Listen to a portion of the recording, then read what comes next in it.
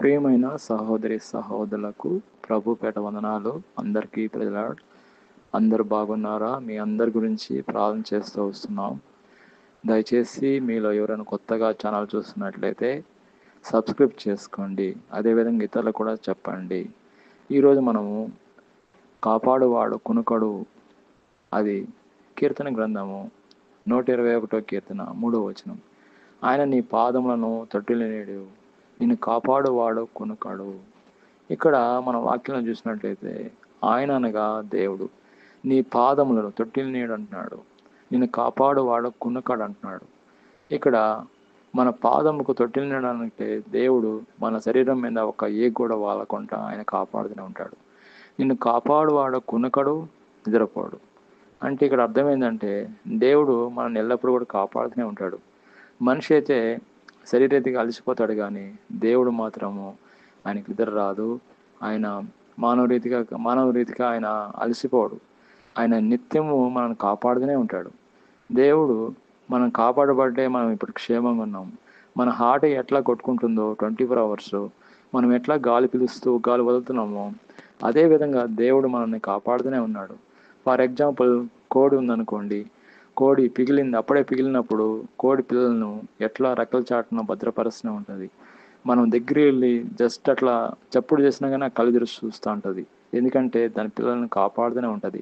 మీరు ఎప్పుడైనా midnight 1 o'clock అయినా, మిడ్-నైట్ పగల ఎప్పుడైనా కానీ అది కోడి నిద్రపోదండి. అది ఎప్పుడు కూడా మెలకువగా ఉండి ఆయన పిల్లలను కాపాడుతూనే ఉంటుంది.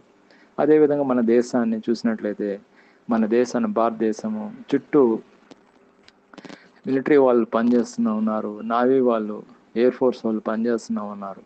వాళ్ళు పనిచేయడం బట్టి మనం క్షేమంగా ఉన్నాము, మన దేశం క్షేమంగా ఉంది. అదేవిధంగా మన ఇక్కడ తెలుగు రాష్ట్రాలు, తెలంగాణ, ఆంధ్రాలో మనకు నిత్యము పోలీసు వాళ్ళని మనల్ని కాపాడుతూనే ఉన్నారు. అదేవిధంగా దేవుడు కూడా మనకు ఎప్పుడు కూడా తోడుగా ఉన్నాడు. దేవుడు మనల్ని కాపాడుతూనే ఉన్నాడు. కీర్తన గ్రంథము 121:4 వచనాలు చూసినట్టుంటే, ఇజ్రాయెల్ను కాపాడువాడు కునుకడు, నిద్రపోడు. మనమందరం కూడా ఆత్మీయంగా ఇజ్రాయెల్ మనల్ని కాపాడువాడు కునుకడు, నిద్రపోడు అంటున్నాడు. దేవుడు మనల్ని ఎప్పుడు కూడా ఆయన కాపాడుతూనే ఉన్నాడు, ఎల్లప్పుడూ కాపాడుతూనే ఉంటాడు. అదేవిధంగా మనం రక్షిస్తూ ఉంటాడు. ఒక ఉదాహరణ మనం చూసుకున్నట్లయితే, అమెరికా ప్రెసిడెంట్ మన ఇండియాకు వస్తున్నాడంటే, ఆయన వస్తున్నానికి ఒక నెల రోజుల ముందే వాళ్ళ సెక్యూరిటీ వాళ్ళు మన ఇండియాకి వచ్చి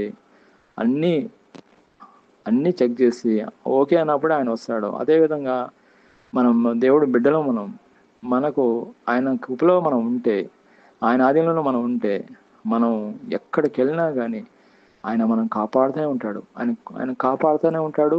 ఆయన కునకడు, నిద్రపోడు. అదేవిధంగా కీర్తన గ్రంథము 121 5th వర్షంలో చూసినట్లయితే, యెహోవా నిన్ను కాపాడువాడు, నీ కుడి పక్కన యెహోవా నీకు నీడగా ఉండను.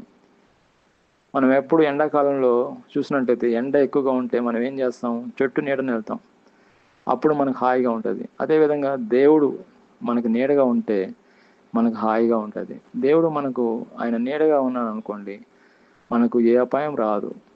కాబట్టి మనకు దేవుడు తోడుగా ఉంటే మనకు ఏ అపాయం రాదు. దేవుడి వాక్యం దీవించింది గాక. ఆమేన్.